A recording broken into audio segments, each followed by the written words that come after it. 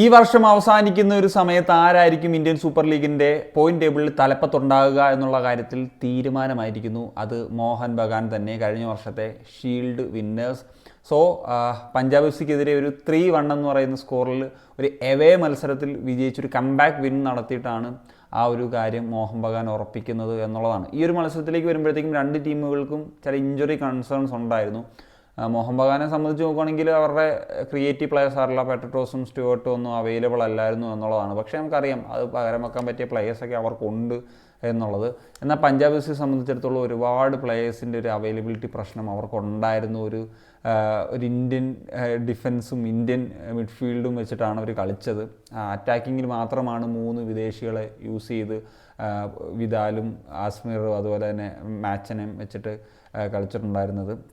So മത്സരത്തിൻ്റെ തുടക്കത്തിൽ Punjab F സിയുടെ ഭാഗത്തു നിന്നാണ് നിരവധി അറ്റാക്സ് വന്നത്. അപ്പോൾ ആദ്യ മിനിറ്റിൽ തന്നെ നിഖിൽ പ്രഭുവിൻ്റെ ഒരു ഉഗ്രൻ ഒരു 35 യാർഡ് ഷോട്ട് ഉണ്ടായിരുന്നത് പോസ്റ്റിൽ ഇടിച്ചു പോയി. അത് കഴിഞ്ഞ് കുറച്ച് മിനിറ്റുകൾക്കകം തന്നെ ഒരു അടുത്ത അറ്റാക്ക് വരുന്നു. ഒരു വോൾ പാസ് കൊടുത്ത് കളിച്ച് റിക്കി ഷബോങ്ങിൻ്റെ ലെഫ്റ്റിലൂടെയുള്ളൊരു മുന്നേറ്റം, അതൊരു കട്ട് ബാക്ക് ആകുമെന്ന് നമ്മൾ പ്രതീക്ഷിച്ചു. പക്ഷേ ഒരു കൃത്യമായിട്ടുള്ളൊരു ഡിസിഷൻ മേക്കിംഗ് ആണ്. കാരണം വിശാൽ കെയ്ത്തിൻ്റെ കാലുകൾക്കിടയിലുള്ള ആ ഒരു സ്പേസ് കണ്ടെത്തി അവിടേക്ക് ആ ഒരു ഷോട്ട് ഉതിർക്കാൻ സാധിച്ചു. അങ്ങനെ ആദ്യ പകുതിയിൽ തന്നെ 1-0 എന്ന് പറയുന്നൊരു ലെവലിൽ മുന്നിലെത്താനായിട്ട് സാധിച്ചു എന്നുള്ളതാണ്. പ്രത്യേകിച്ച് ഒരു ഇന്ത്യൻ ഡിഫൻസുമാണ് കളിച്ചതെന്നല്ല ആലോചിക്കണം. അതും വലിയ എക്സ്പീരിയൻസ്ഡ് ആയിട്ടുള്ള പ്ലെയേഴ്സൊന്നുമല്ല അവരുടെ ഡിഫൻസിൽ ഉണ്ടായിരുന്നത്.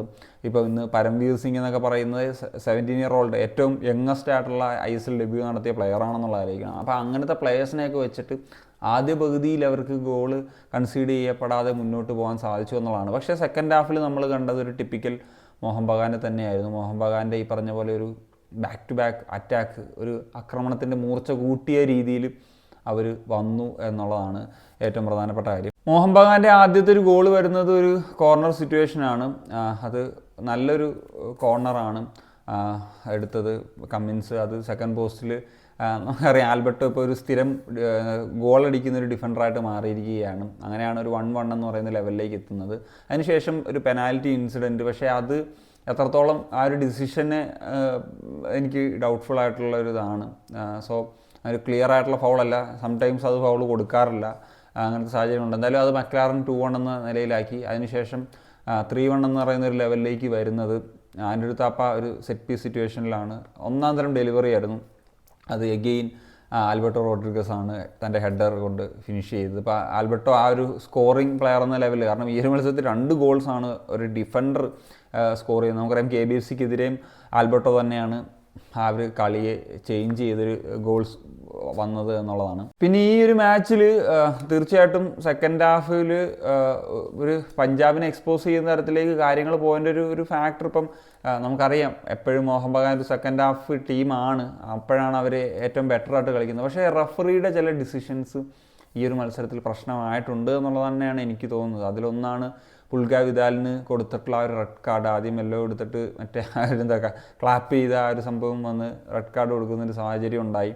അതുപോലെ തന്നെ എനിക്ക് തോന്നുന്നു റിക്കി ഷബോങ്ങിനെ ഒരു ക്ലിയർ ആയിട്ടുള്ള ഒരു ഫൗള് ചെയ്തിട്ടുണ്ടായിരുന്നു. അത് പെനാൽറ്റി വിളിക്കാത്ത സാഹചര്യവും, അതുപോലെ തന്നെ ആ ഒരു താപ്പയ്ക്ക് ഫൗൾ എടുത്തിട്ട് അത് പെനാൽറ്റി കൊടുത്ത ഇൻസിഡൻറ്റും, അങ്ങനെയൊക്കെയുള്ള ഒരു കാര്യങ്ങളുണ്ട്. അപ്പോൾ റഫറിയുടെ ഡിസിഷൻസ് ചില അതും എന്താ പറയുക ഗെയിം ചേഞ്ചിങ് ആയിട്ടുള്ള ഡിസിഷൻസ് ഈ ഒരു മത്സരത്തിൽ സംഭവിച്ചിട്ടുണ്ട് എന്നുള്ളത് നമുക്ക് തള്ളിക്കളയാൻ ഒരിക്കലും കഴിയില്ല എന്നുള്ളതാണ്. അപ്പോൾ അത് എന്താണേലും പറയണം. എന്താണേലും പഞ്ചാബ് എഫ് സിയുടെ ഈ പറഞ്ഞ പോലെ ഒരു ഇഞ്ചറി പ്രശ്നം അവരെ വല്ലാണ്ട് വലയ്ക്കുന്നുണ്ട്. പിന്നെ ഈ ഒരു മത്സരത്തിൽ റെഡ് കാർഡ് കിട്ടിയ പുൽഗ വിദാൽ അടുത്ത KBFC മാച്ചിൽ കളിക്കില്ല. ലൂക്ക മാച്ചിന് യെല്ലോ കിട്ടി അടുത്ത മാച്ചിൽ കളിക്കില്ല. സോ മിക്കവാറും അടുത്ത മാച്ചിൽ ഒരു ഇന്ത്യൻ പ്ലേയേഴ്സ് 10 ഇന്ത്യൻ പ്ലേയേഴ്സിനെ വെച്ച് കളിപ്പിക്കേണ്ട ഒരു സാഹചര്യമാണ് ഉണ്ടാകുക എന്നുള്ളതാണ് തോന്നുന്നത്. ഒരു വിദേശ താരം അസ്മീറിനെ മാത്രമേ കളിപ്പിക്കാൻ പറ്റുള്ളൂ. എന്താണെങ്കിലും സെക്കൻഡ് ഹാഫിൽ ആ ഒരു റെഡ് കാർഡ് അവരെ ബാക്ക് ഫെയർ ചെയ്തു. പിന്നെ സെറ്റ് പീസിൽ മികച്ച രീതിയിൽ അവർക്ക് ഡിഫെൻഡ് ചെയ്യാനായിട്ട് സാധിച്ചിട്ടില്ല.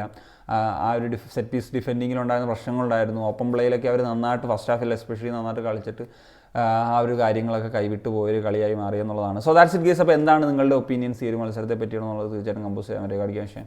സനിയ.